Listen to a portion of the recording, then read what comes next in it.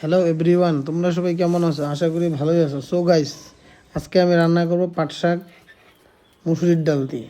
তো পাট শাক আমি মুসুরির ডাল দিয়ে কোনোদিনও খাইনি, আজকেই ফার্স্ট আর আজকে প্রথম বানাবো।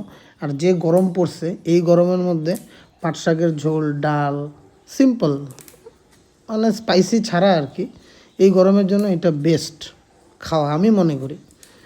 তো আমি এখন এটা শাকটাকে ভালো করে বাইছে নেব, কারণ বাজার থেকে আনা ধুলোবালি টালির ব্যাপার আছে, ভালো করে বাইছে নিব, পোকামাকড় থাকার ব্যাপার আছে। ওর জন্য আমি ভালো করে এটাকে ভালো করে বাইছে নিলাম।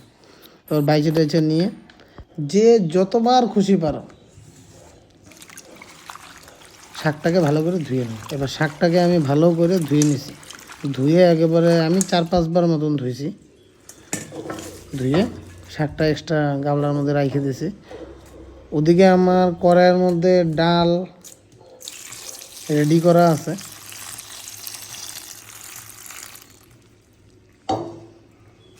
তো কড়াইটা আমার উনুনে বসানো আছে, কড়াইয়ের মধ্যে ডাল রেডি করা আছে। ওইটার মধ্যে ডালের মধ্যে জলটা দিয়ে তারপরে আমি বসাবো। ডালটার মধ্যে জল দিয়ে দিলাম, এবার স্টোভ জ্বালিয়ে দিব। স্টোভ জ্বালিয়ে দেওয়ার পরে এদিকে পেঁয়াজ কুচি, রসুন, লঙ্কা সব আমি কাইটে নিছি। এগুলো আর কি নর্মাল, অন্য কোনো মশলা নেই। ডাল মোটামুটি 10-15 মিনিট বয়েল করলাম, ঢাইকে দিয়েছিলাম ডালটা তাড়াতাড়ি বয়েল হওয়ার জন্য।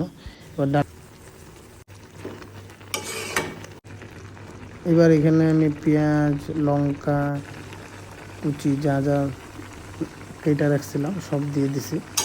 সব দিয়ে দেওয়ার পরে পরিমাণ মতো লবণ, হলুদ দিয়ে শাকটাকে ভালো করে সিদ্ধ করে নিয়েছি। এবার ডাল শাক বরাবর সেদ্ধ হয়ে গেছে, সেদ্ধ করে নামাই নিয়েছি। ওইদিকে স্টোভে কড়াই বসাই দিয়েছি, কড়াইও গরম হয়ে গেছে আমার অলরেডি। এবার কালো জিরা দিয়ে দিলাম ফোড়নে, তার সাথে দিয়ে দিলাম 2টা শুকনো লঙ্কা। এবার শুকনো লঙ্কা দেওয়ার পরে শুকনো লঙ্কাটা আর একটু ভাইজে নিব। শুকনো লঙ্কাটা ভাইজে তারপরে দিব পেঁয়াজ, রসুন, এগুলো তারপরে দিব। পেঁয়াজ রসুনটা এবার দিয়ে দিচ্ছি। পেঁয়াজ রসুনটা দিয়ে দেওয়ার পরে পেঁয়াজ রসুনটাকে ভালো করে ভাজবো, একদম লাল করে ভাজতে হবে। লাল করে ভাজলে পরে ডালটার একটা সুন্দর পেঁয়াজের রসুনের একটা সুন্দর স্মেল আসবে, ভালো লাগবে। এবার আমার ভাজা প্রায় হয়েই গেছে। এবার আমি ডালটাকে দিয়ে ডাল দিয়ে দিলাম। ডাল দেওয়ার পরে আমি 10 মিনিট আরও বয়েল করব, কম স্টিমে 10 মিনিট বয়েল করব। 10 মিনিট হয়ে গেছে। দেখো ডালটা দেখো কেমন হয়েছে,